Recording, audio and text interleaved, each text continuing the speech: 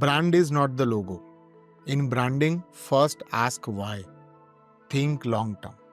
1200 meetings પછી 12 મહિના પછી ઘણી બધી કસરત કર્યા પછી ડીએનસીનો નવો લોગો બન્યો. It's been a very interesting journey.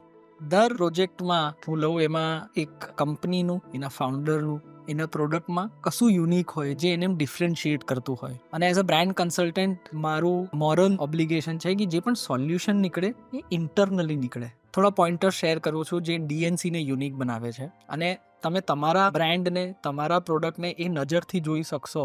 DNC is a real estate company. Real estate companies typically luxury and aspiration ઉપર જતી હોય. But DNC doesn't strive for that emotion. It strives for customer experience, bespoke solutions. It's a boutique real estate. Scalability નથી જોતી. એટલા માટે એમના solutions પણ બહુ જ પર્સનલાઇઝ છે. એમના મેમ્બર સાથે રિલેશનશિપ બહુ ડીપ છે. બહુ ઓછા રિયલ એસ્ટેટ હોય જે લોકોને એડવર્ટાઇઝિંગ અને થર્ડ પાર્ટી કરતા ઇન્ટરનલ એક્સટેન્ડેડ ફેમિલી અને ફ્રેન્ડ્સમાં જ સેલ ઓફ થઈ જતું હોય. અને આ બધી વસ્તુઓ ફક્ત સેલ્સ યા આઉટર પરસેપ્શનથી રિલેટેડ નથી. એક બહુ ઇન્સાઇટફુલ વસ્તુ મને ખબર પડી કે દેવલભાઈ જે ડીએનસીના ફાઉન્ડર અને કેપ્ટન છે, એમના જે કોર પીપલ છે, એમના 4 important pillars in the team, એમના પાર્ટનર, એમના બીજા investors, collaborators, they are first his friends.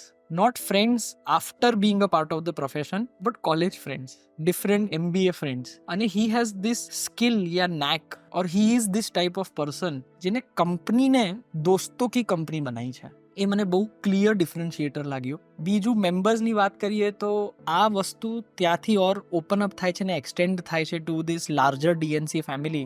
અને એટલા માટે there was a lot of care in the company. એક જ સેમ આર્કિટેક્ટ સાથે પાછલા 10-12 વર્ષમાં જે પણ પ્રોડક્ટ્સ યા પ્રોજેક્ટ્સ ડિસ્કસ યા ડિઝાઇન કર્યા છે, એમાં there is a lot of deep designing to the level that A sketch કરશે અને પ્રતિક એમનો આર્કિટેક્ટ વોટર કલર કરશે, અને વોટ્સએપ યા ટેબલ ઉપર જે પણ બ્રેઇન સ્ટોર્મિંગ થશે તો તમને ખબર જ નહીં પડે કે આમાં કેટલું ભાગ આર્કિટેક્ટનું હતું ને કેટલું ભાગ ફાઉન્ડરના વિઝનથી આવતું હતું. અને that's why I felt that design is also an extremely core part of this. In a typical real estate, I would have suggested go with a celebrity, go big budget, spray and pray કે બધી જ જગ્યા બધું વસ્તુ કરી દો અને એમાંથી થોડા ઘણા લોકો ફિલ્ટર થઈને તમારા લોયલ કસ્ટમર્સ કે ફેન બનશે. પણ ડીએનસી નેચરલી એના એક્રોનિમમાંથી ફૂલ ફોર્મ નીકળ્યું, ફ્રોમ ધ DNA.